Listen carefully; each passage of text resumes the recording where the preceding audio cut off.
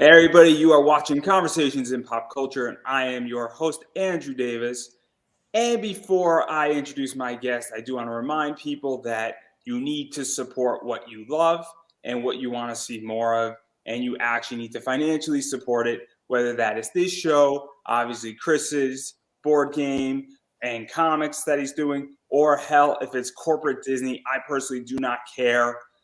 But if you like anything that is in any of the categories that I mentioned, you do need to support it financially, because without money, this stuff doesn't get made. It goes from the indie guy all the way to the corporate top. Also, I do want to remind people going further into this that my comic class is coming out towards the end of October. So if you want to learn how to invest like a comic book pro and make money doing it, I can't promise you how much money you'll make. All I can say is you're going to be educated in that sector. It is coming out towards the back end of October, and I will give everybody who wants information about that more details as it comes out, but it is going to be priced around $40 for an 18 to 22-hour class. So I figured it's a pretty reasonable price on that point. But enough about me, because I want to bring on my guest. Obviously, I have Chris from Laughing Road. Chris has been on a bunch of times, and we're actually not going to talk too much about comics this round, because I am more interested in talking about the board game side of things, because you've done a bunch of board games. Oh, yeah. Welcome to Slaughterville, Gods of Metal. I know I'm missing one of them, and you have one that's currently out on Kickstarter, Gone Hunting, that is in a bit of a rough patch, for lack of a better word. But yeah, kind of go into a little bit of that on how you started building out board games for those who don't know and haven't exactly been informed, for lack of a better word. Sure. Gosh, I wrote. Let's see. I wrote for a newspaper a long time ago in early 2000s. 05, I wrote a novel, a horror comedy novel. I'm still getting calls about that one to come and do conventions for it, but I'm like, dude, I'm past that one now. We're on to the next thing. It's still cool that they keep calling though. And then I realized that I like telling stories. So I can't draw for anything. So I decided I started playing this game Betrayal at House on the Hill, and it was a neat horror narrative game. And I thought, well, that's a good way to tell a story. And I started playing some other games that were story driven, and I thought, I wonder if I could tell my story, the one that I want to help tell, and give the players a way to use the game to tell their own story. That's kind of how Slaughterville came about. It is a desire to let people tell their own stories. Yeah, let's even talk about that, because obviously board games, and I'm not a big tabletop guy, a lot of board games sometimes are very narrative driven, or they have not, obviously there's multiple outcomes, because if you're playing with a bunch of different people, obviously if it's a 4-player game, player 1 can win, player 2 can win, player 3 can win, player 4 can win. So there's multiple endings, for lack of a better word, but sometimes there are more narrative games, I feel. And what was that like also? Because for those who haven't played Welcome to Slaughterville, it is not a narrative game, I feel, where there's a lot of different directions it can go into. You could have a very quick game, technically. You could have a very long game, and there is an end to it, but the game can win. Somebody else can technically win. Everybody can win. Nobody can win. It could be a stalemate in certain circumstances. And so what was that like too? Because a lot of games, I feel, especially 80s and early 90s, were more narrative, I feel. Minus Dungeons and Dragons or E5. Right. Yeah, as far as you following a set story, Slaughterville doesn't have that. It encourages you to create your own story through the text and the story on the cards and your decisions that you make. I did make a choose your own adventure one for the more narrative style, because I like who doesn't like a choose your own adventure book. And but yeah, I wanted to give, like you said, multiple ways for you to finish it. Now, each bad guy, each villain, as we call him, does have a win condition for the players and the villain. But how you get there is completely up to you. That's why when we were playing, it's like, so what do I do now? You do whatever you want to do. This is your story, man. You do what you want. So let's even talk about that, because there's something in the idea that I feel that people like replayability. And I think people also want to find value in things. It's the idea that in a video game, right now I'm replaying Cyberpunk 2077. Nice. It's complicated. Everybody's got a love-hate relationship with that video game Mm-hmm. for good reasons. But you can have a lot of fun in that game without Mm-hmm. actually playing the game. Where after mission 2, you could legitimately screw around in the world and have a blast. And that's what I'm going to do because I don't want Jackie to die. If I ruin that for somebody, I'm sorry. I do really want to stay at your house, though, so that's not the point. There's a code in there somewhere, guys. There's a code in there somewhere. It's actually on the soundtrack, which is an awesome song. Really? Yo, I have both soundtracks. They're fantastic. Nice. But what is that like? Because I don't mind spending money on something, and I think a lot of people think the way I think. And spending real money and spending $100, $200, $300 on a game, if I can get a lot of value out of it, if I could play it in 4 different ways or 10 different ways, or I could play it even with the same 3 villains, but there's 46 different endings that can occur. Mm-hmm. And so what is that like? Because I think that's a big problem that people are right now facing in gaming and in society is what value is something being brought to the table.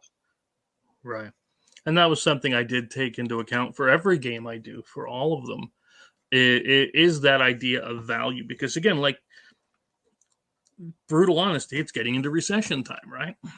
And technically we're already in one, but that's a whole other economic topic we can discuss another day. And I wanted to make sure that every game I have isn't just once you figure out the pattern, you can beat it. Okay, because there are some board games like that, and I see even a couple of them up here on the shelf that I have. I just haven't gotten rid of yet. Where once you know it, it's the same thing every time. And I wanted to avoid that with all of my games. So I mean, it's very much a pick the way you want to play kind of a thing. Yeah, and I think that that's very important. And then obviously, I do want to shift a little bit into Gone Hunting. Sure. Because Gone Hunting, and I've said this before, I think I've said it publicly. One of the things about Gone Hunting is that it's new territory in a lot of ways. And you were there when Tom Hutchinson came on, and we were talking about a bunch of stuff. And that obviously, every time somebody launches a new product or a new, I guess, series, I'm not exactly sure how to describe, but if you've been working on, a particular book, and you did 10 issues of it, and then you launch a whole new series, you have to almost refine your audience. Sure. And so what is this like?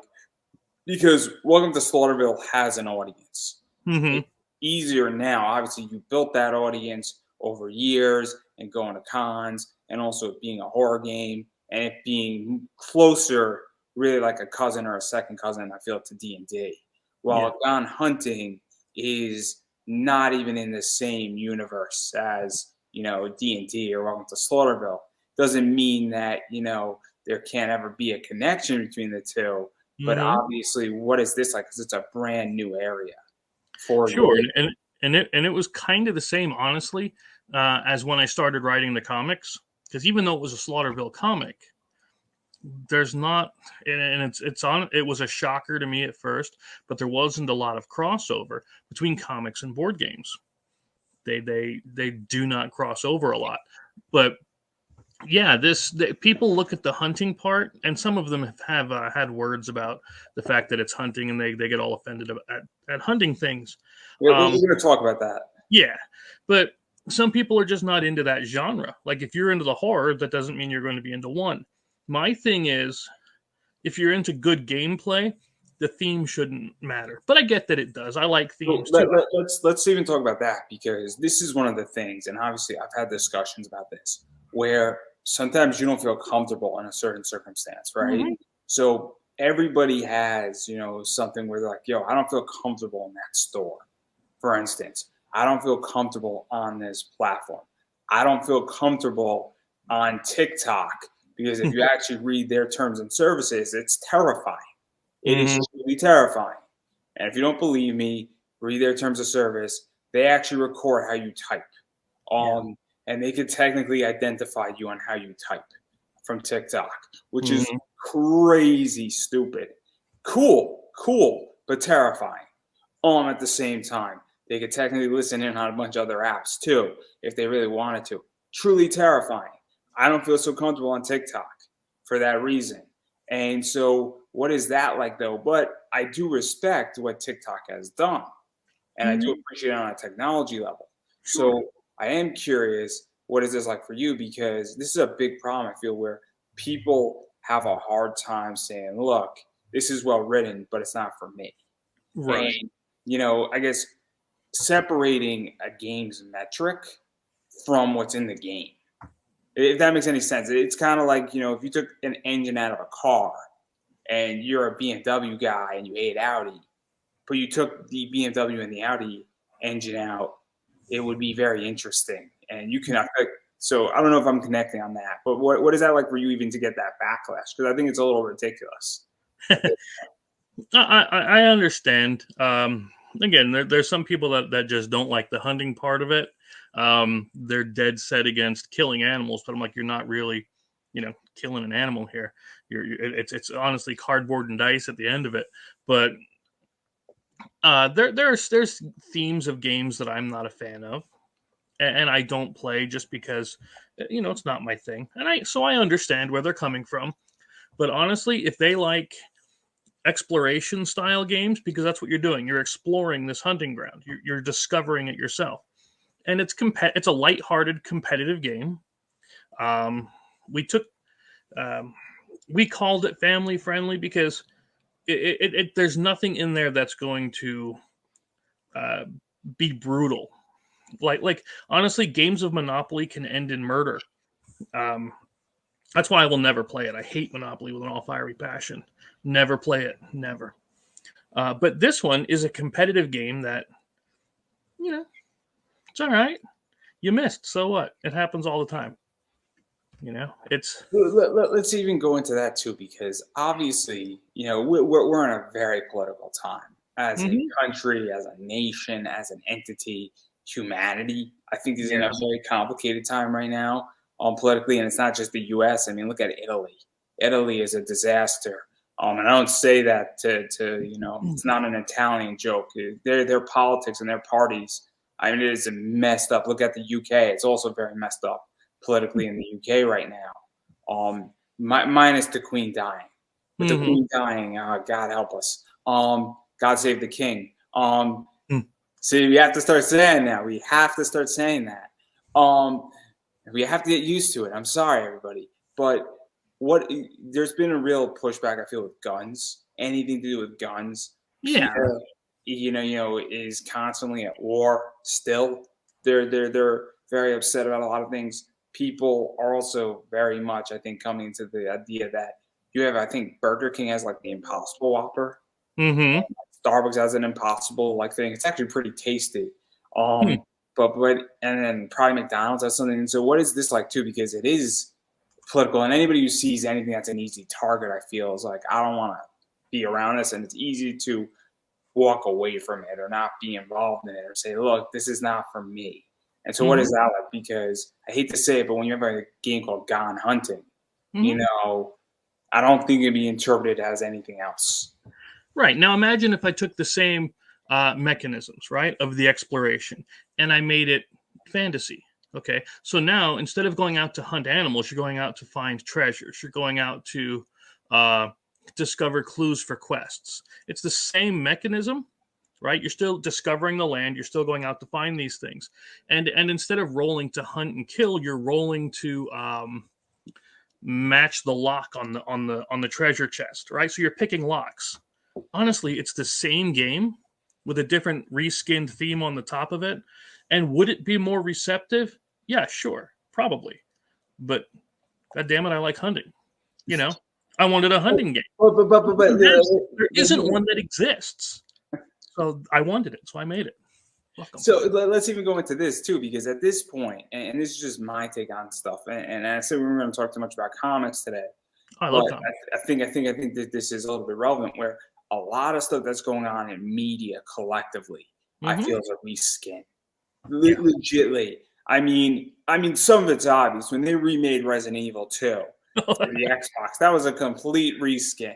Yeah. but it was done beautifully. They made Resident Evil 1. They did 3. They're doing 4 right now. It's great and it's awesome and they're a blast to play. I mean, I have 2 and 3 on my Xbox. Have a blast with it. So what is this like though? Because I feel like at this point everything is almost a reskin, and now it's not the idea. Because I hate to say it, but like I can find 10 games that are Mhm. all the same metric very quickly. It just what is I guess the outside of it look like. Right. Like how many different, I say different, but they're not different. Souls games are there. Dark Souls to Elden Ring to all of these, they do the same thing. They send you on the quest with increasingly difficult bosses um, as a test of just sadomasochism. So I mean, you're going to find a lot of clone style games. I wanted something that was absolutely different. I promise you. Look on Kickstarter. Find a hunting board game. You won't find it. Now, will you not find it because people won't aren't into hunting? Maybe, but that's okay. It's something I'm into, and I like it. And I know I've talked to lots of people that do. It's just the people that like it are hunters, outdoors people, and so on. They're not ones that have a lot of experience with something like Kickstarter. Honestly, some of them haven't even understood it, which is why I made that how to use Kickstarter video. Yeah, let's even go into just even the audience of this, because obviously it's a hunting game. You're exploring, you're trying to find something to kill, and then obviously it's trophy driven. Mm-hmm. It's not a complicated game. Right. No disrespect. This is a very simple game. I think that most people could pick up the metrics of this in about 20 minutes. I have to open the front door for Kat. Just give me 1 second. Sure.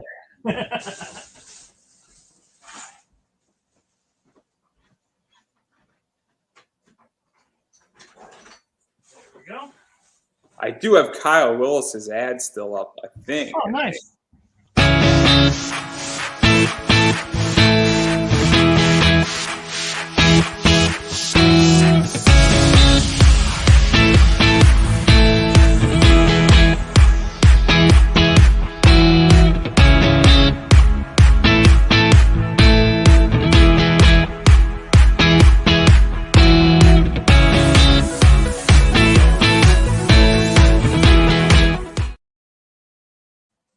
So There we go. that's Kyle Willis's store. He's down in Florida. He's actually coming up to New York Comic Con. He has a booth up there. He's got some cool variants. Obviously Travis has some books in there. Cthulhu Invades Wonderland was up there. So you all can go check out Kyle's store, and he'll be at New York Comic Con, and you can go say hi. He's got a cool Spider-Man thing going on, and he also has, I think, a Department of Truth variant that he actually drew and worked on. Nice. So you can go check that out. So, but anyway, totally even going into that and then just finding your audience. Because as I was stating, I don't think this game is that complicated. I think it's a pretty easily pickable game up in about 20 minutes. Welcome to Slaughterville is a little bit more complicated because it has a lot more free will. This game has one objective, I feel, and it's very simple. But what is this like trying to find the audience? Because it's tricky when you get into niche games. You also get into a very niche sector, and I'm a strong believer that there are people who like to hunt, and that the average, I guess, nerd geek, modern day otaku, for lack of a better word, is also into a bunch of other stuff. Where it used to be that if you were into football, you weren't into anime, or you weren't into comics, and now people who are into football say, "Hey, I like comics, I like anime," and I think that there's been very much a blending. So I think that does exist in the hunting community. But what has this been like figuring that audience out? Because it is a little tricky. And I don't like the outdoors, but I'm backer number one. I'm backer number one. That's right. Yeah, no, it has been quite difficult. One of the things that I found a lot of is, and I don't understand it.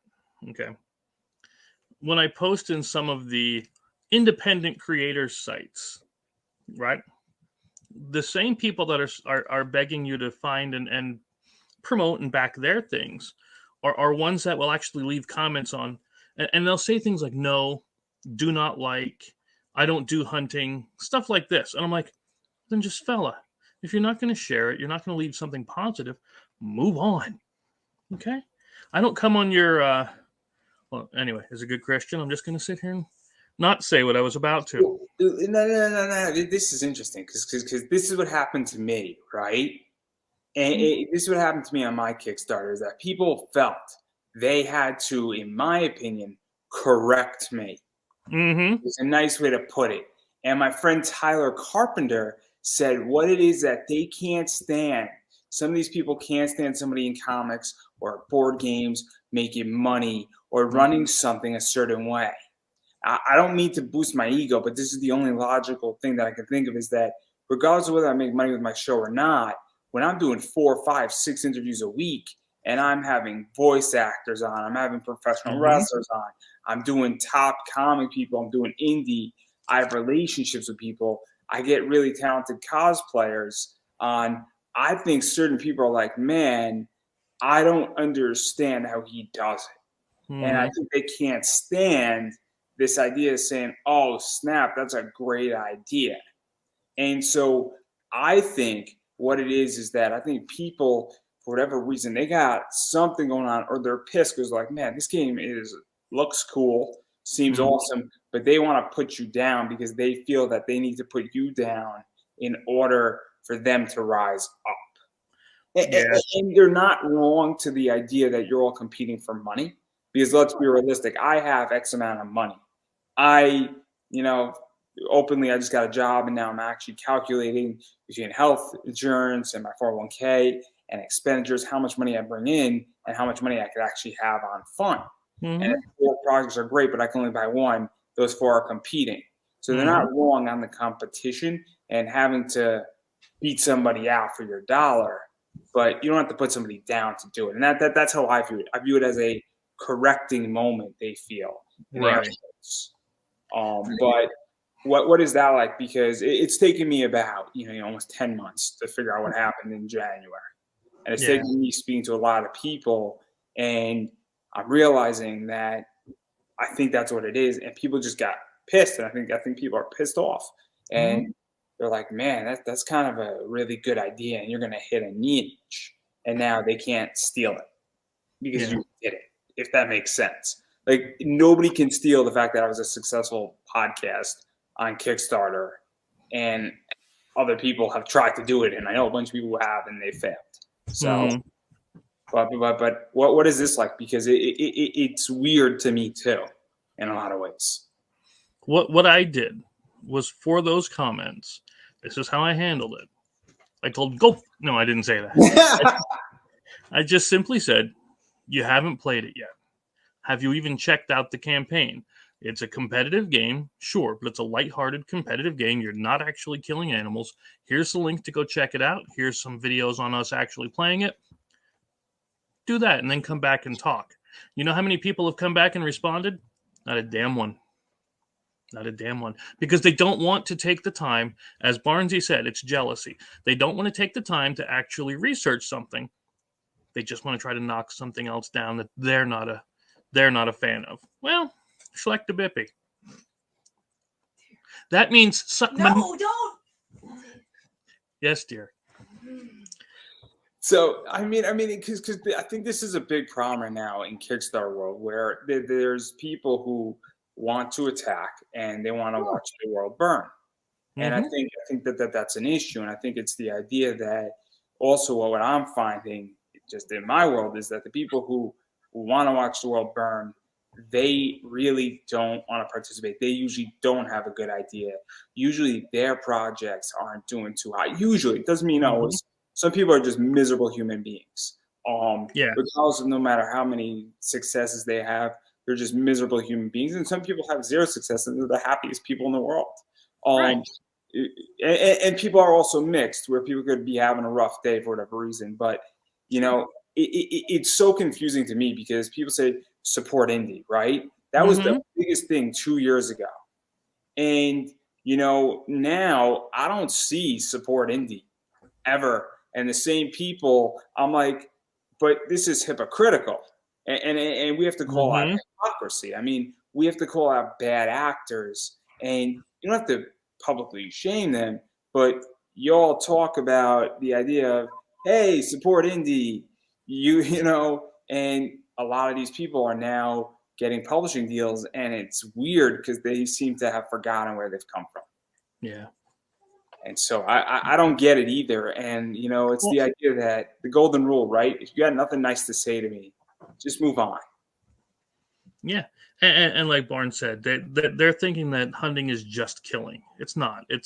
There's a whole lot of other things to it, but it's also people have to understand the idea of social media, and so few people actually get it. You don't have 793 friends. I promise you, you don't. You have people that click the button, but when the chips are down, when you're talking to people, when you're saying, hey, come on over, lend a hand, how many of those 793 actually show up? Okay. We had this conversation last night with Ben and them, and it's just the simple reality of social media. People will they'll say, we love this thing, we want to do this thing, but when the time actually comes, hey, how about it?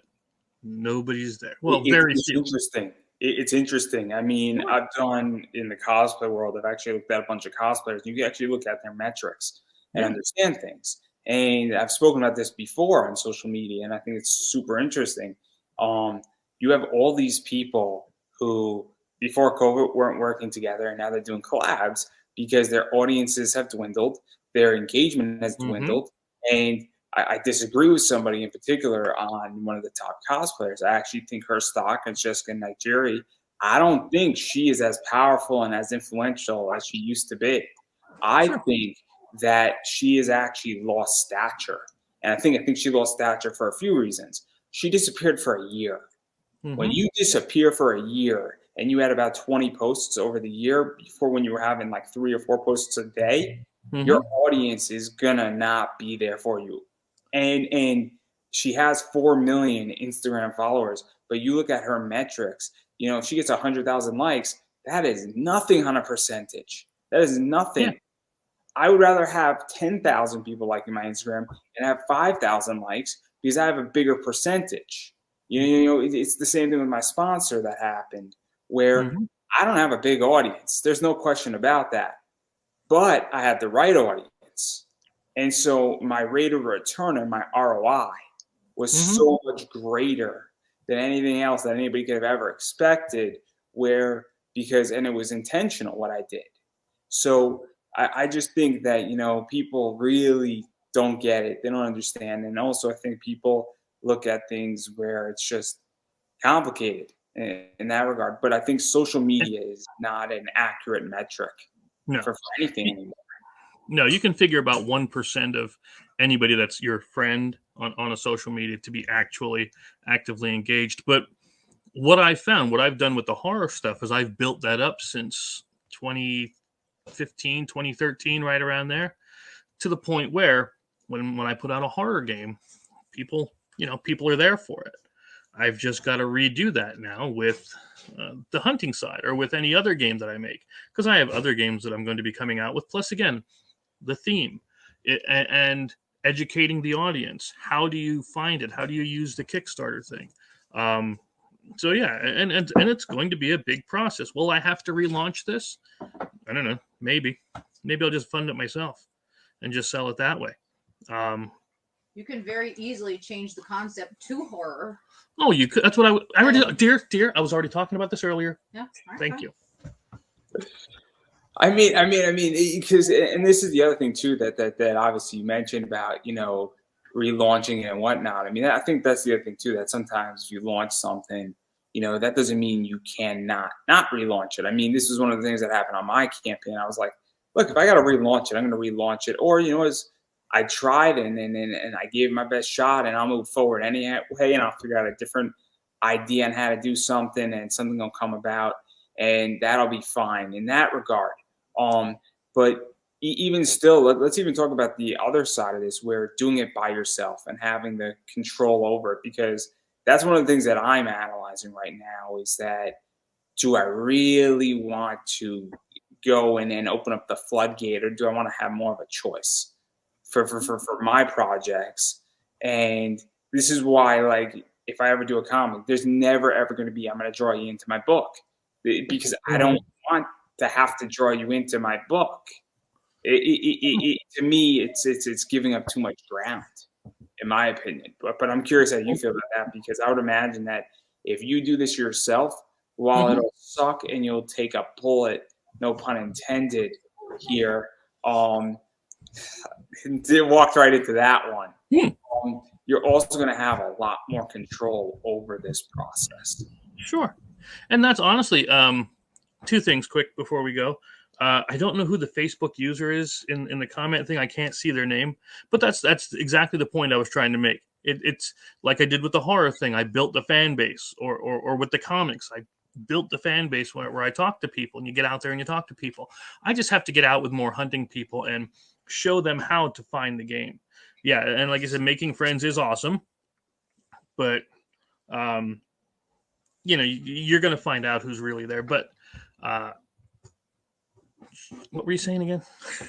I get sidetracked. Oh, no. I was talking about the idea of Kickstarter versus even just funding it yourself. Yeah. There we go. Brains on the tracks are going this way now. Thanks, Keller. Gone Hunt, not Gone Hunting, Gods of Metal. You have that one, right? I think I sent that one. Yeah. I funded that one myself. Okay. Why? Because even though there were people love Jack Black, that style, heavy metal, the movie, and the similar comics and things, for some reason there just wasn't initially that built up audience. So I had the ability, though, to actually fund that game myself, and that's what I did. So I have a few hundred copies left, and no, do I even have a few hundred? I think I might have a couple hundred left. Because it's sold after. Because this is the thing, and this is how I'm doing my show, actually, in a lot of ways, is that, look, the viewership is probably going to come after. And with certain interviews, it does that. And with others, it might take a while. But all of a sudden, look at Joe Rogan. I mean, a lot of the stuff that Joe Rogan has done is the reason why he's now doing so many views and clips. And he does like 11 to 12 million per episode on Spotify, is because a lot of his stuff early on didn't do jack shit, for lack of a better word. And a lot of views came after. And so this is why for 9 years I was self-funded. And I'm thinking about, I'm going to go back to it, but it also gives me a lot of power to say, look, what are you bringing to the table? And, it allows me to make certain decisions, and it also allows me to function in a certain way. And I think it's very interesting when, that's on the table and figuring that out. So I'm just super curious, even just about like that thought process of that versus going to Kickstarter, and then all the stresses and getting it ready, and also having to deal with it. Because I hate to say it, but Kickstarters are beyond stressful. Oh, sure. Yeah, absolutely. I mean, you have two choices with a Kickstarter when it's going like Gone Hunting is. Because honestly, it's not going as well as I would hope. And you can either laugh at it and roll and just plan for the future, or you can break down and cry. Right? I'm not a baller. I mean, I'm a baller, right? Word, but I'm not. Yes, he was saying Joe Rogan's a big hunter. I watched some of his stuff on Meat Eater. I'd love to get those guys to look at it, but honestly, it's just like you were saying, the people that started off small oftentimes forget that they were small.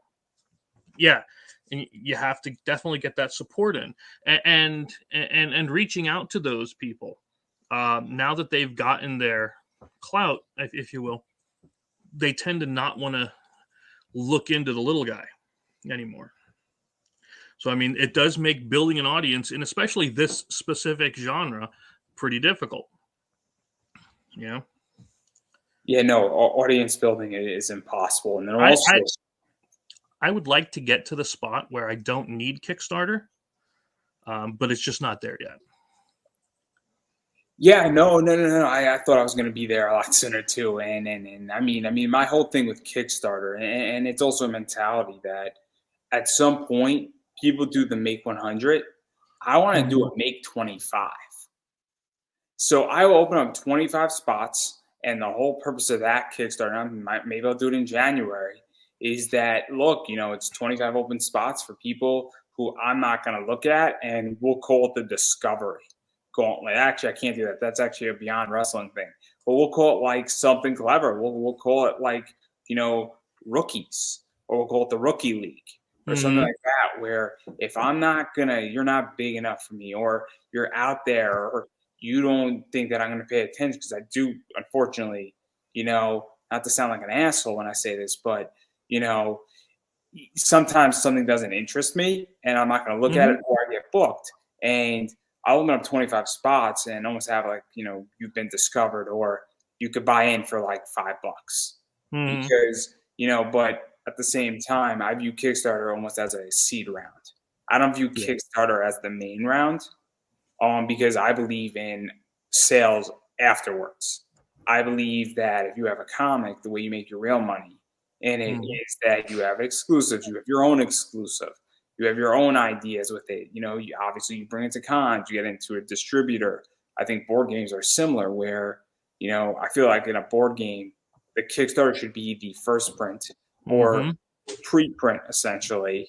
And then you get into a distributor, and then they're the main print, and then maybe goes back for a second print if it did well enough. And I think that's how, Kickstarter should be viewed. I don't think Kickstarter should be viewed as sort of the first print, or, I don't know how else you would view it per se, but I feel like there's a business problem in Kickstarter.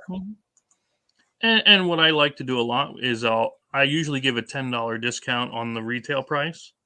Plus, we call them ammo crates for Gone Hunting, because you got the ammo and everything, and those are exclusive cards that are not getting packaged in the box. The only time you're getting those things is through the Kickstarter part. So I mean, there's a lot of stuff we do. Plus, I liked how you put the vegan approved thing up there, because that was pretty. I had to put that up because you're not actually killing anything. But yeah, so we're going to be we do a lot of exclusives with our games, and we had plenty planned for here. It's just we have to get there in order to get them. Yeah, it's tricky, and I think that also it's not. And even to go further into this, because obviously Kickstarter is weird right now. Kickstarter is weird. I mean, I'm going to drop a name, Paul Gomez. Paul has, a good book. What I read from Paul, it's pretty good. And, it's enjoyable and it's well written. I think it's well drawn. But he had a very hard time funding. And, I think, but then you have somebody, and I'm not going to mention names. I'll mention his name, Marcel Dupree. It's well known. And there's rumors about stuff that's going on with him, and how he doesn't pay people, and how he hasn't delivered on books, or how he took like 3 years for a book to be delivered. And so you have a very weird circumstance, but he's doing with like Morgan Le Fay. I don't remember the exact book's name, but it's like 40,000. And I'm like, wait a second, there's a real problem. You have somebody who's delivering something, and you have somebody who is not delivering something and has all this negative press and what's going on. And you have Paul, who put out 3 or 4 books, I think, in a very short amount of time. And then you have somebody like Dustin Burnell, who is somewhere in the middle, where Dustin Burnell put out a bunch of stuff and he's doing okay. But I don't know what's going on. And like this game, I don't think it should be at 9,000 yet, but I feel like it should be at least at 2,500. You know what I mean? Yeah. Like it's a little shocking that it's not moving the way I thought it was going to move. Yeah, and well, again with Paul's thing, good guy, by the way. He's doing exactly what these other the backers are saying they want to do.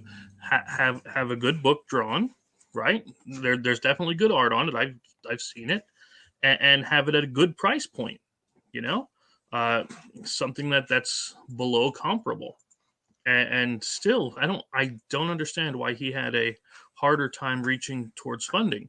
That should have been a simple thing, but like down here they're saying Kickstarter's meant to build your base, and I've seen that. Okay, where Kickstarter can indeed build a base, but then larger companies will come back, and I've seen tons of them come back and use Kickstarter as a pre-order. I've seen it happen to the point where you don't launch your game during this month because you know they're coming out, and they'll make $3, $4, $5 million because it's a pre-order store. It's FOMO. It's ridiculous, is what it is. But then we have the other thing of what's going on too, where I think that, and this is just my opinion. I mean, I've been burned on 3 or 4 books now. I mean, the Santine Phoenix thing. Santine's a friend, and so obviously I'm very torn on it. But that's a big mess up in D&D, and that's a very upsetting. I mean, that thing did damage the D&D community unbelievably. I mean, it tore through it. So, I mean, I also think what's going on right now is that there are people who say, "Look, I don't want anything to do with Kickstarter." I mean, I'm backing off of Kickstarter, to be very honest. I'd rather have a bad DC book that's going to come to me every month than have a book that I don't know.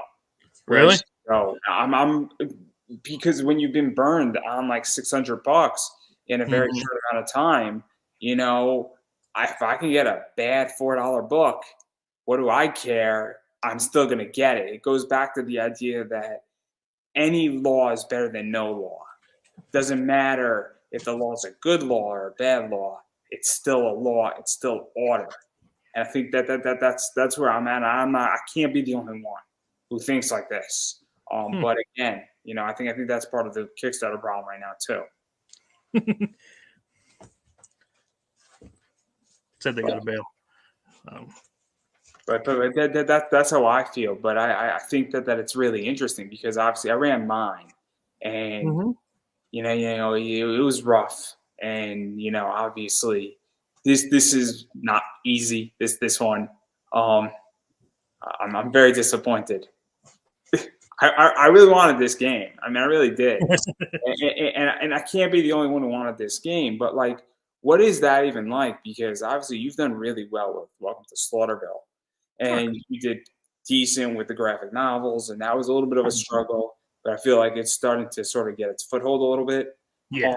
But what is this like? Because now it's kind of like you're back at square one, and it's like your first Kickstarter all over again.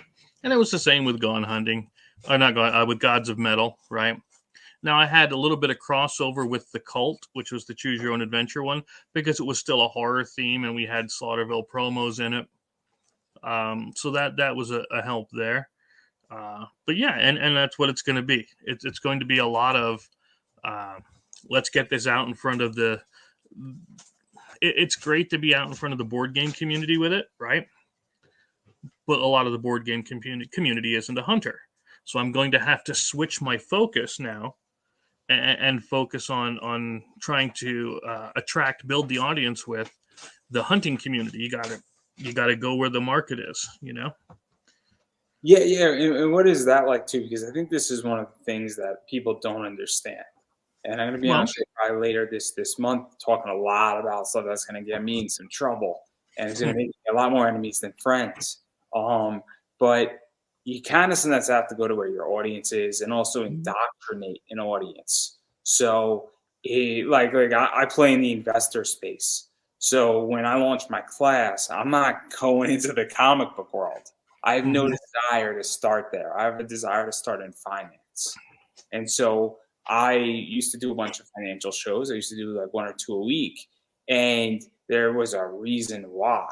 Because the people who want to build a business or are interested in alternative investing, they, I think, are more likely to come to my class and want to take it, check it out, and be like, oh, okay, what's this? This sounds interesting, and let me learn more about it. Versus in comics, and in particular indie comics, you know, those people tend to attack it a lot quicker, and they don't seem to want to learn it. It's not even a matter of saying, hey, why do you think X? And so, you know, what is that like to have to really make that shift and go out to the hunting community and then educate them and say, this is what a Kickstarter is, and it's pretty freaking cool, guys.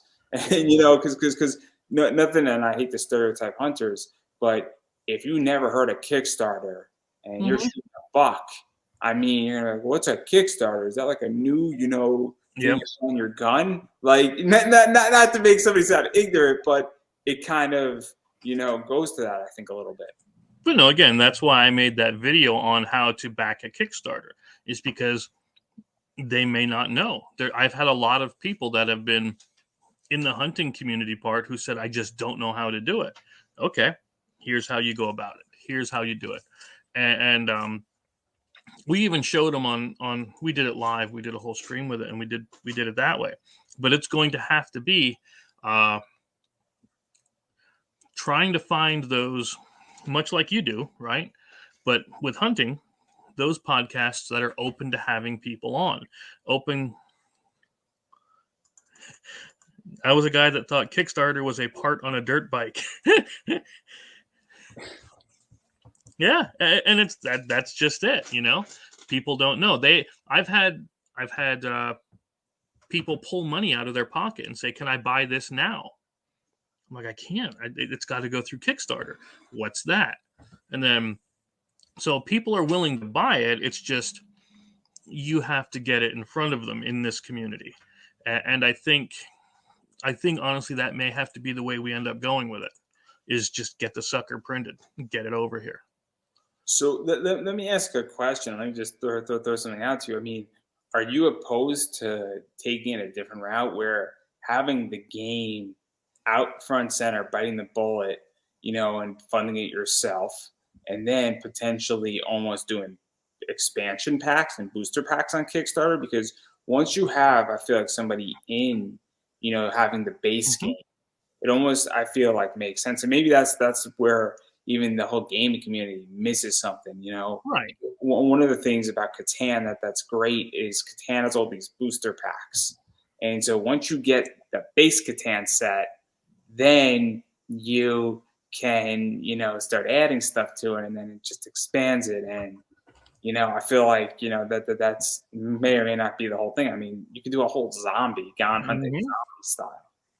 Well, yeah, we had that discussion too with the Slaughterville Gone Hunting thing, where it's a haunted woods and you're doing all of this. But that's what I started doing with Slaughterville. Is I'm now making like villain packs where you only get a couple of villains in the pack. It's a smaller thing, it's cheaper, and it's more accessible to people that already have it. But yeah, I would be willing to put out the base game, and then if you want more, like the Legendary Animals expansion, the Dogs expansion, that kind of a thing would be absolutely something we could put on the Kickstarter, because then the people would already have the game. Because we've had retailers say, we want to put this in the store. Like, we talked to Cabela's and all, right? They're like, we want to put it in the store. You just got to go through the corporate site. And I'm like, all right, cool. I'll do that as soon as we get it in. Like, oh, you don't have the Kickstarter done yet. You don't have it in hand. That's what they want to see. Retailers, stores that I've been to want to see it in hand. And so that you can just give it to them, mail it to them. So. Yeah, because I think that's also the other thing too, is that sometimes, and look, I mean, again, I'm not a big tabletop guy, so I don't have the expertise on tabletop stuff. But with a comic, I think it's easier because you can say, hey, here's the digital file of what this thing looks like. Yep. In a board game, it's a little bit more complicated. It also is more show and tell. It's also more along the idea that you see it on a shelf. And I don't know this community, so I don't want to start making assumptions about things. But, all of a sudden, that's kind of the thing. I think people want to see a board game. You know what I mean? Yep. It's kind of like card collecting, where you want to see the box you're buying. You want to buy the packs. Yeah. So, like, yeah, if you had this in hand, able to pick it up and take a look at it and play around with it, flip it around, that's different from, it's the tactile sensation, of course, as psychology goes, as opposed to just seeing a picture of it on screen. Even this is technically just a picture on a screen, right? But having this in hand, whenever we took it to places, they're like, that looks awesome. Then we open it up, and we show them the different map tiles, how big they are, how you play the game, how they look. And they're like, I want to get that. They look at the bags, the dice, giant chunky dice. And they're like, we need this now. And I'm like, I get that, but I need your help before we can do that. Also, do you think that part of the problem is that somebody's season, like, oh, you have one of those, so I want one of those too, and it's almost like a whole like I want it today because let's be realistic. I mean, I don't know how you function as a watcher of TV shows, whatnot, but I hate episodic television. I want like 10 episodes all at once. Just give it to me. I'll pay extra. I don't care. I just want to sit down on my Sunday and watch 10 hours of something. And I don't want to leave. I'll go grab a bag of chips. It'll be unhealthy. And I'll watch all of Cobra Kai in one sitting. And I'm like, oh, fuck, it's over. And so, and then I'm depressed for the next week. And then people are like, Andrew, why are you depressed? Because I'm like, I watched all of Cobra Kai. And they're like, but it was good. And I'm like, yes, but I watched all of it. And they're like, but it was good. No, I don't mind the wait just because I got so many billions of other, like all 5 kids and everything. So if I get to sit down and watch a show, it's a miracle. Showhole. That was a whole different movie I watched. Showhole. Anyway. But like I think we're in a very binge society, and also a very I want it now society. Like I don't think people understand that because it goes back to what I was saying up top. If you want something, you have to support it. You have to support it financially. If you like something, whether that's again this show, your board game, or freaking She-Hulk, I personally don't care. But you need to support it. If you don't support it, it doesn't get made. And this is like, I mean, this is a whole freaking like dissertation, but like for me, I don't think people are understanding that at this point. And I think it's a real issue in creation as it is.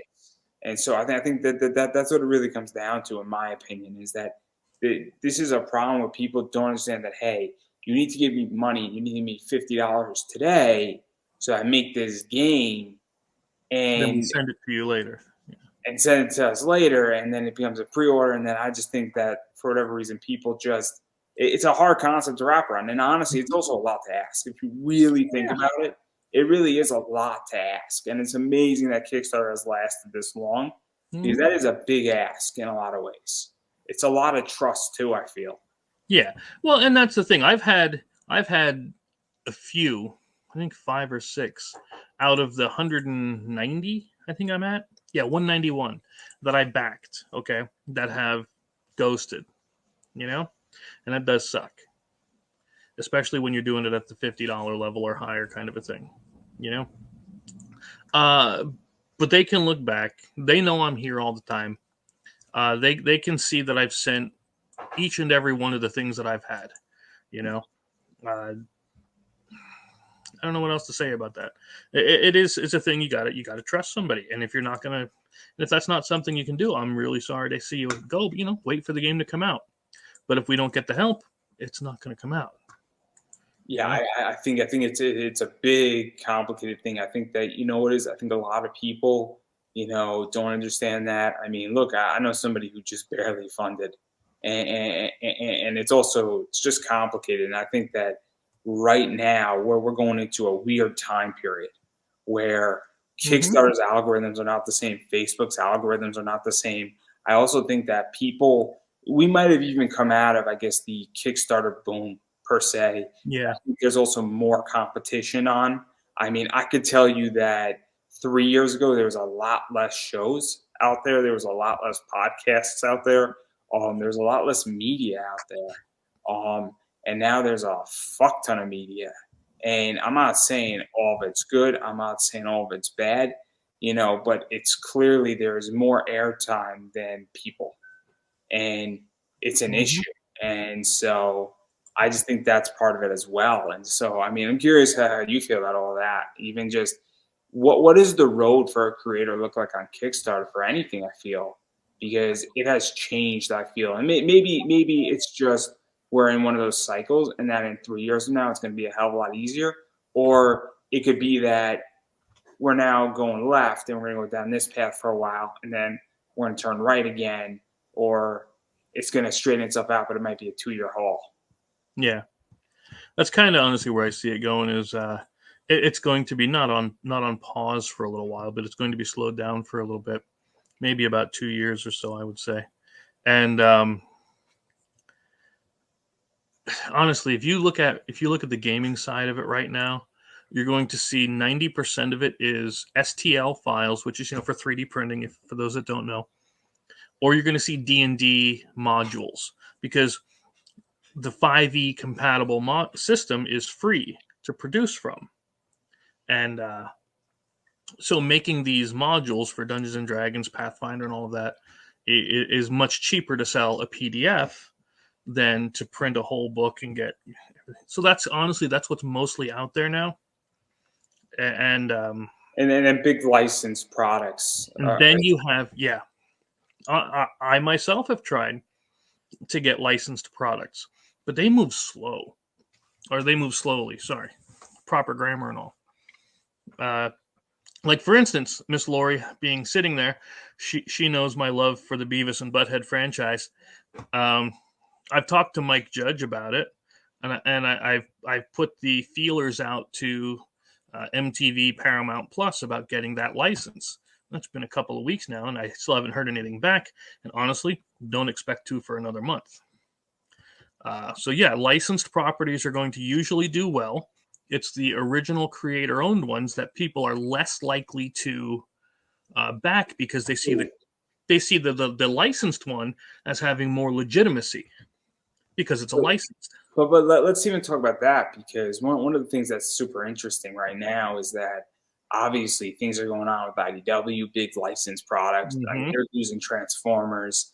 They're losing G.I. Joe. I don't think they're losing My Little Pony or the Turtles yet.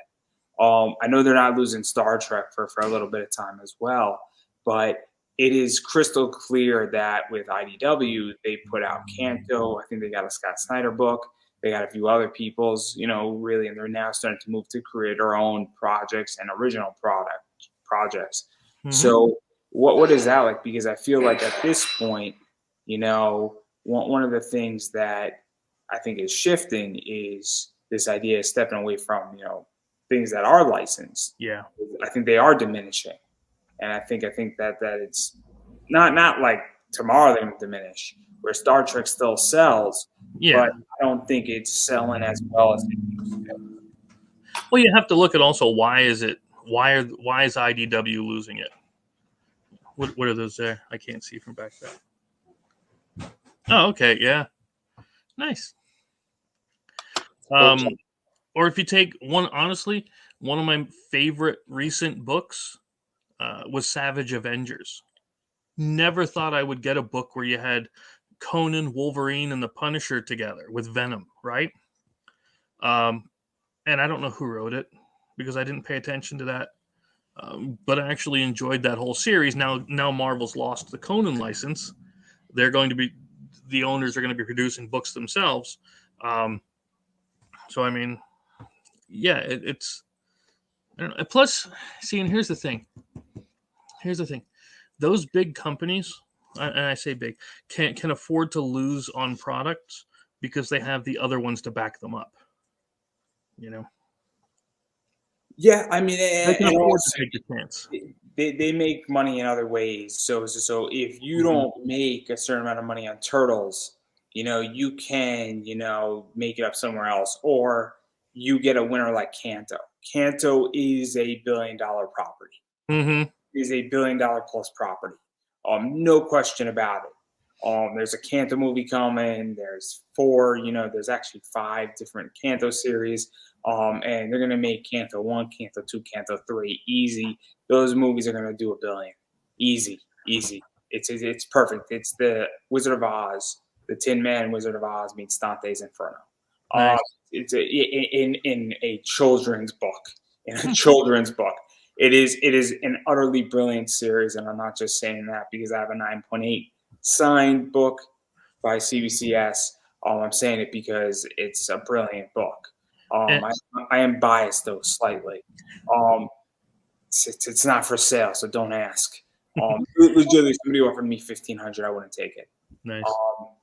It's like a $700 book right now. It's ludicrously expensive. the story of that, for those who are interested, is that it had a crease in the back. About 1/3 of them had a crease in the back. So if you picked up one and you had the crease in the back, it's like a 9.4 is the highest you can get with that. To get a 9.6 or a 9.8, it's unheard of. It's unheard of. And I have it signed by David Bloor and Drew Zucker. So there you go. That's why it's an expensive book. But I digress. But I do agree. I do agree that IDW can afford to lose money if Kansas didn't work, because they do have Turtles, Star Trek, My Little Pony, Right. Sonic the Hedgehog, and all that stuff makes up for it. But also, if Turtles loses money, Sonic the Hedgehog makes that money up. But I am gonna say, since I know that quite a few people will watch your stuff, Dynamite Entertainment. If you do not bring back a proper Evil Ernie series, because I like the one you just put out, I'm gonna start smacking people. That's my favorite series from the 90s. I swear to God, Evil Ernie, all of them from Chaos Comics. And I saw you were bringing them back. Damn it, bring them back. And if you want someone to do a board game, the horror guy is the one to do it. Okay, I'm just putting it out there. I would kill someone, like literally, not figuratively, literally kill someone to make an Evil Ernie board game. Chaos Comics board, yeah, all day. Yeah, no, it's interesting, and Dynamite's one to watch. Yeah, they're going to be good. Yeah, it's good. Dynamite's one to watch. Zenoscope is one to watch. Titan Comics is the sleeper. I think actually Titan is going to actually outperform Zenoscope and Dynamite, I think, for the foreseeable future on a lot of levels. But again, this is a whole different discussion. Yeah, I get rambling. You'll get used to it. At some point, I'm going to have a private Facebook group that's a paid group, and we're going to be talking about all of this on investment levels. I can say this, though, that Red Sonja, the movie looks good, and Vampirella, does it? It got licensed out for a television show. So, and all I could say is that Elvira is one smart woman. That's all I can say, because she's got her comic stuff. I like that one. Yeah. She owns all of that, apparently, which is ludicrously brilliant. But I digress, because I want to talk more about board games and not basically giving people all the secrets to how to make money in comics. I charge for that. And I deserve to be paid for it. I'm really good at it. I deserve to be paid for it. I don't deserve to be paid for podcasting. I would like to be paid for podcasting at this point. I hope to deserve to be paid for podcasting. And if that means I have to shave my head and tattoo both my arms, I'll be happy to do it and get jacked. I digress right there. But I am curious where you view the state of the board game industry right now, because, in tabletoping, and we could throw D&D in there too, because, again, I am not as knowledgeable on this topic. I think that it is very interesting, for lack of a better word, from what I've seen. But again, I don't have as much knowledge as you do on this topic. So I am curious where you see that going, where it has gone, and where its future lies, per se. It has gotten more selective. Okay. But again, I believe that's because people are having less disposable income, and again, as soon as that's resolved, all of that's going to pick up. But it's also about, there's two main genres of the board game thing. There's the Euro games, which are all about real dry, no theme, gain points, figure out the pattern and win the game kind of a thing. It's not my thing. I hate them. Okay. Then you have the Ameritrash games, they call them, where it's all about theme, randomness, and just having much more fun, in my opinion. And that's the style I like. And there's more of those coming out, but people are being much more selective about which ones they pick. And if you have a good IP, like you mentioned, that's going to almost automatically bump you to the top. Because I promise you, if you had something like, give me something that's been popular lately. Avatar: The Last Airbender. Yeah, if you had a decent Avatar game, that would get more notice because of the IP. Now, if you're able to build your name up and then build an audience, then you could get games out like there's one that's called Sleeping Gods that's real, real good. I recommend anybody go out and get that one if you like the narrative style, right? It's pretty fun. I have it sitting here. Me and the kids are playing it. But yeah, it's going to be a lot of name recognition now. There's less trust for newer people and theme dependent that I've seen. Yeah, no, I think it's just interesting. And obviously, I know a lot more about comics. I know a lot more about wrestling than I do Mhm. about board games and tabletop games. The tabletop games that I play, I thoroughly enjoy. One of my favorite games is Shadows over Camelot. And I Yep. absolutely love that game. And I got that game on Mhm. sale for $10 because it was on clearance. And I'm like, oh my God, this was a steal. It was a Yeah, it steal. was. Yeah. I felt bad about robbing Barnes and Noble about it. I really did. Yeah, I felt bad, but I was like, well, we had played it on tabletop. I'm like, man, this is an awesome game, and then Mhm. cool concepts, and brilliant, absolutely brilliant. And $10, guys. I couldn't lose. That was another good thing you brought up was tabletop, right? The Will Wheaton show. Is that the one you meant? Yeah. Tabletop. That's how I met Santine. Is that she was on? I'm like, hey, let me shoot my shot here. What's gonna happen is that the worst thing that could happen is a no. And then I'm like, hey, can I interview you? And she's like, yeah, sure. It was the weirdest thing ever. And getting your game on shows like that uh, were beneficial. Now they shut down before I could get Slaughterville introduced to them because I don't think they make the show anymore. But it's also a lot about getting it in front of the bigger names. Now, unfortunately, the bigger names charge you like $600 for a 10-minute video. No. Sorry. So No. let's talk about that too, because this is an issue I think that people also don't understand is that it's great to get it in front of a bigger name.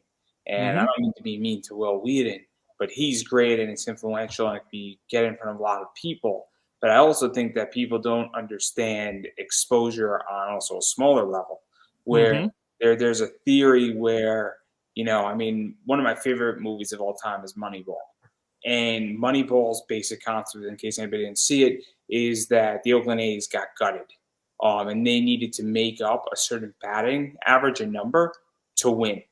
And so they won the same number of games as the New York Yankees won for a fraction of the price Hmm. per game.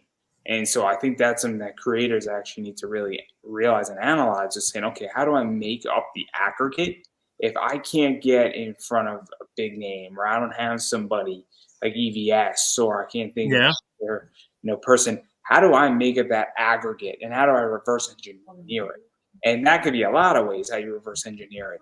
Also, it could be that, maybe you come up with another way and you say, look, I'm happy with just having 100 backers. And then my Mhm. goal is 150 backers, and you just remain genuine because you also understand that you want to have a career and not a job, if that makes any sense. Because there's a difference. Right now, and this is just me personally, I am trying to create a career in my current work situation versus a job.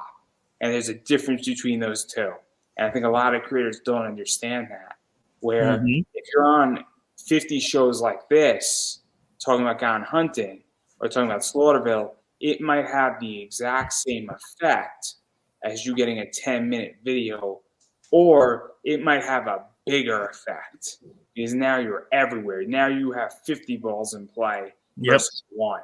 And even though that one might have been 20,000 views, if you have 50 videos in play and maybe they produce only 15,000, you're also now in 50 places versus the one. And I think that carries merit too. And you might have done it at a cheaper rate too, Mhm. where you might have done it for free, or somebody might have been like, hey, look, it's like $5, man, just because it helps cover my costs. And so all of a sudden, you might have spent $200 and been in 50 places that get pushed out constantly. And you're also in an area where you're down to earth because the people who listen to this show actually want to back projects. Yep. Yeah, and that's kind of where we were going with it. It is often better to be, I guess, what they would call grassroots than getting one. Sure, that one might get a bunch of views, like you said, but are they real views? Not that they're not real people, but I mean, are they really people that are actually out looking for product? There's another good marketing term. Are you coming into an area where it's a warm audience, a cold audience, or a semi-warm audience?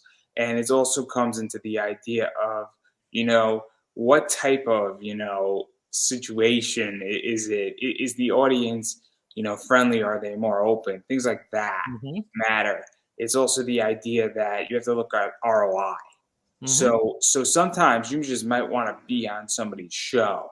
So if I got invited to tabletop, the answer is yes, Hmm. right? The answer is that if they reached out to you and said it's $1,000 to get your game onto tabletop, the answer is yes. It doesn't matter anymore because your game is now out on a platform that has a lot of attention and it's going Hmm. to be extremely beneficial in the long run. So if somebody wants to take something that I've done, it happened to me where somebody made a reel in my shirt, interviewing my friend Shelby Paris. I wore a Tommy Bell shirt. It got me a lot of media. I wasn't asked. I thought it was funny. I'm like, oh snap, what did I do? I see my name. I'm like, oh snap, what did I do? But the answer, if they asked my permission, was of course, Hmm. because it's media. It's a lot of publicity, and I didn't get paid for it. I wasn't going to go charge Tommy Bell. Tommy was on my show maybe like 6 weeks ago. But the Hmm. idea is that the answer is yes. But at the same time, you also have to look at ROI. And it could very well be that those 50 shows produce you a 20% ROI, and that being on something with one of those big guys only produces you 15%. Now, it Yeah. might be 20% of a lesser number, but it's also nice to say, hey, I have a 20% conversion rate. Yeah. Like with And Mixum, I had a very high conversion rate. and not only that, but they tend to be more uh like the people that are watching the popular shows are may not be as loyal as the ones that are following the indie shows. You know what I mean?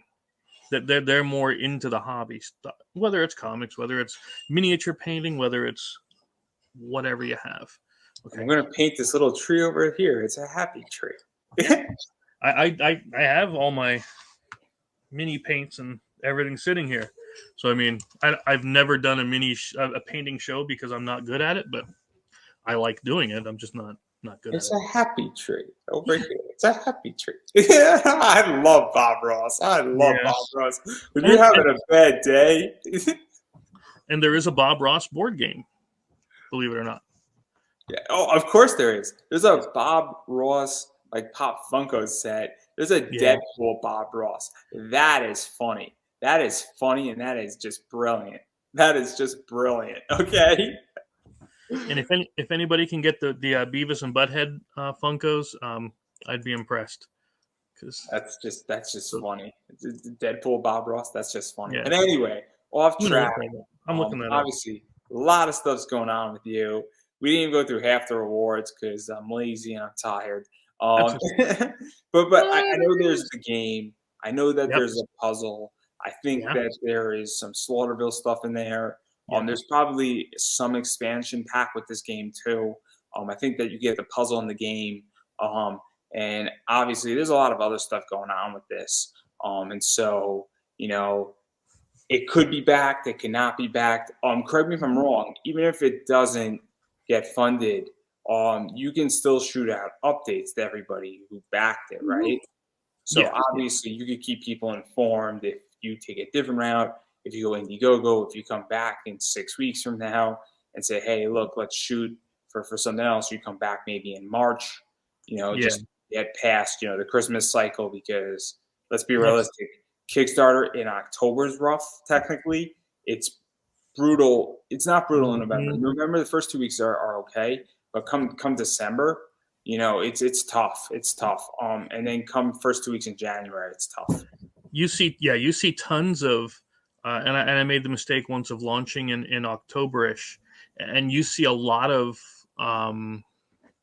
cancels around the end of November because of Black Friday and Christmas shopping. You see a lot. I mean, it's not the ideal time. Let's put it that way to do it. And right after in January, of course, is that's hit or miss, honestly, because people get Christmas money, and they're looking to get something they really want that they normally wouldn't get.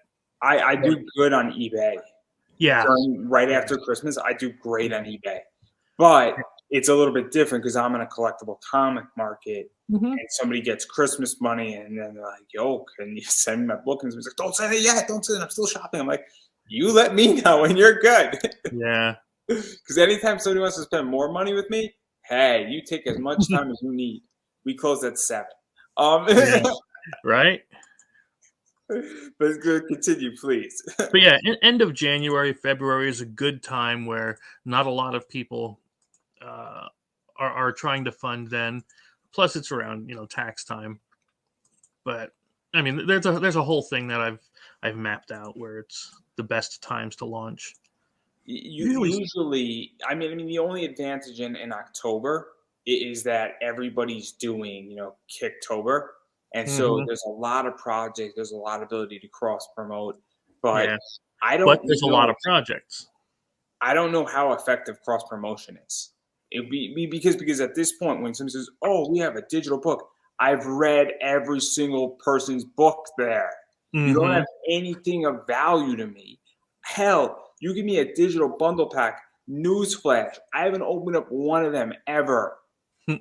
because the thing is that all the people who share books, you share the same freaking books with each other. And once you back one, there's no new blood in it.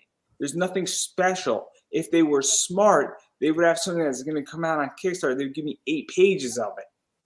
It's coming out in 2 months and let me know that it's going to be out. So I get a flavor of it. So I see if I'm interested. What a brilliant concept. I should really put this behind a paywall. And that's not even me being smart. That's Dustin Brunell. What he does is that he does an 8-page preview at the end of his books that he kickstarts for a Kickstarter he's going to run in like 2 months. So you get an idea of what to expect, and you get a flavor, and it's an advertisement for the next one. Shocking, isn't it? What a brilliant idea. You know how brilliant that idea is? It's called just actually being logical. It's amazing what happens when you're logical.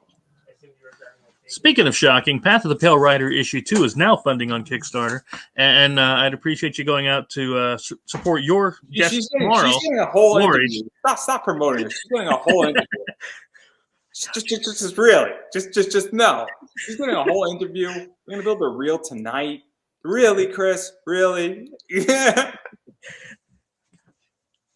But yeah, it's I don't know. It's a fun and frustrating process, and it's something you have to learn. Like you said, you have to build up your audience slowly. Again, even if you change genres in comics, you have to rebuild that audience. Although some comics, it's almost a little easier to rebrand or not rebrand, but switch into different genres than it is with the board games because people are more invested in the game sometimes, as far as I only want this style.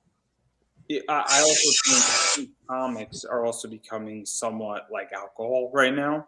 And what I mean is that people know what Jack Daniels is. People know what Captain Morgan is. And so there are writers and artists who they are the brand and the book is the byproduct. And so now if person so-and-so goes to Scout, they go to Zenescope, they go on their own. Pat Chan's a good example. Pat Chan, who's going to be on in like 30 minutes, he is almost a brand as a writer versus the thing he is writing. And it's very important to understand that where what I hope is that, I'm trying to build a brand as a host. That's what I'm trying to do as a podcaster. And I'm trying to, so that when I'm talking about cards or I'm talking about comic book investing, that I'm well prepared for it. And that you come up at me at a con, you got a question, you got a serious question about something, we can talk about it. I'm going to find you your answer really quickly or, whatever I'm talking about. There's certain topics I know what I'm doing. I do prepare for all this stuff, and I'm building the brand because this is a professional thing for me. It's not me just saying, hey, let me do an interview. What's your book about? Yeah. I have a pretty good idea what I do, but I digress. Enough about me. I'm sure that I'm going to be on somebody's show in the next few weeks talking about this. I'm going to be on somebody's show, and oh my God, am I going to bring the smoke. It's going to be a fun one. I'm going to get a lot of hate for it too, and I'm looking forward to it. No, I'm not giving out anybody my personal cell phone number, so don't ask. Don't ask, right? Yeah. But anyhow, where could people find you? Where could people support you? Where could people pick up Welcome to Slaughterville? Where could people back the Kickstarter? Where could people not back the Kickstarter on social media? Where could people hit you up for Gods of Metal? Because some people might be really into that now. And all that fun stuff, because obviously you might have a game that somebody might like, and you might have a game somebody doesn't like, but they might be wanting Gods of Metal and not Gone Hunting. But it's still a sale. And I think that's something that, obviously any sale that I can direct to you is a good win. Sure. Of course, we have laughingrogue.com, which has all of our stuff. We're always on Facebook at Laughing Rogue. We have the same Laughing Rogue YouTube channel. We're usually on some stream or another with somebody promoting these things. And yeah, we have not only that, but we also have book 2 is back up on Indiegogo, just to see if give the Indiegogo people that don't like Kickstarter a chance to pick it up. So if you want to head on over there and grab book 2 for the Slaughterville series, we're coming out. We're doing book 3 now. I'm doing the outline. It's about halfway done. And then we'll script it, and then we'll get it sent out to the new artist and everything. That's right. I said new. So some people know who it is. That's okay. But yeah, so that's the way that is. I have no friends. Who's sending me messages? I'm not going to ask any questions. I've learned not to ask questions. That'll be for next time. I learned that lesson in a very, very, very powerful way, and very, very, very painful way at that. We know it's Lori is the artist, guys. No. I mean, she's way too busy with stuff she'll tell you about tomorrow. Yeah, no. I feel you. But obviously, and I'm gonna keep saying it, and everybody's got to know this, that you have to support indie. And what that means is you got to financially support indie. You got to check indie out. You got to back it when it's up on Kickstarter and Indiegogo, or if people, do it without Kickstarter, do it without, crowdfunding. You got to go and buy their stuff. Because without buying their stuff, it doesn't get made, or the next issue doesn't get made, or the next thing doesn't get made. So I do recommend everybody go out and buy things from creators they like. And look, if something doesn't float your boat, I get it. You should not back anything you don't want to back.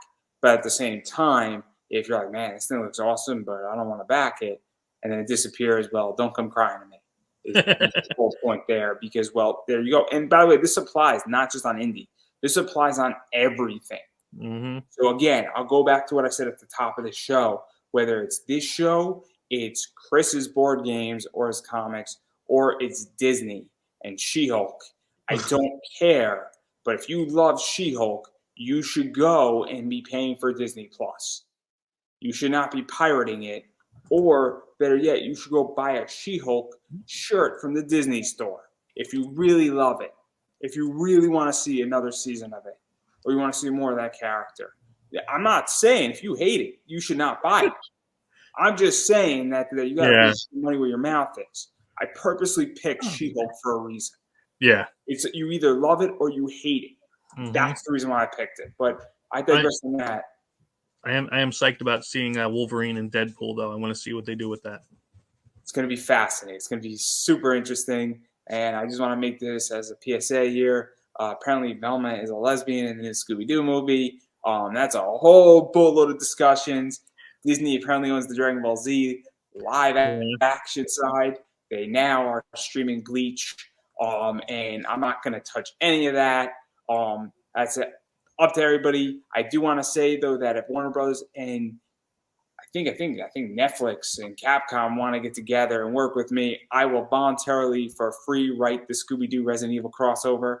I'm calling dibs right now. I have it planned out. It's going to be brilliant.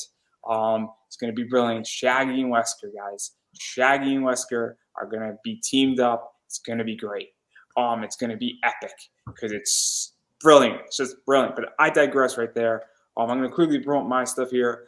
Obviously, I buy me a coffee. So if you like what I do and you want to see the show continue, you can buy me a coffee. It's in the description down below, up above, or to the side. I forget exactly where it is and located. Also, I do have my comic book class coming out on October 25th. Around that time period is when I'm thinking, towards the end of October. And it's a hell of a class. I'm actually recording the third section of the class this weekend. So we're going to be 75% done with the recording of the class. We're looking at 18 to 22 hours. And I can tell you this, I'm going to be very upfront about it. I can't tell you how much money you're going to make if you take my class. But what I can tell you is that you're going to be educated. And you might very well say, this is not for me. And I will say in response, if you shoot me a message and can I have my money back, I'm going to say no. And the reason why, and it's going to be a little bit of a shocker, is that I just saved you hundreds of thousands of dollars for the price of 40. Because sometimes you can take a class and it tells you what not to do. I took an option trading class and I realized very quickly that I spent $100 and that it was the best $100 I ever spent because I realized that I would lose hundreds of thousands of dollars as an options trader. And I spent $100 instead. Learned a lot. Learned that this is not for me. Learned that my hair is still brown and not gray. Very, very important lesson to understand that. But again, if you really want to learn that craft, all jokes aside, my class is a basic fundamental class, and you will get the basics, which will make you more educated in this sector. And then you can determine if you would like to pursue it or say, hey, this is not for me. But on that note, all my social media is down below. It's Pop Anime Comics on Twitter, Instagram, Facebook. My voice is getting a little bit hoarse, and so I'm going to give Chris the final word. Yeah, again, the whole point of today is no matter what it is, if you don't love it, if you don't back it, it's going to go away.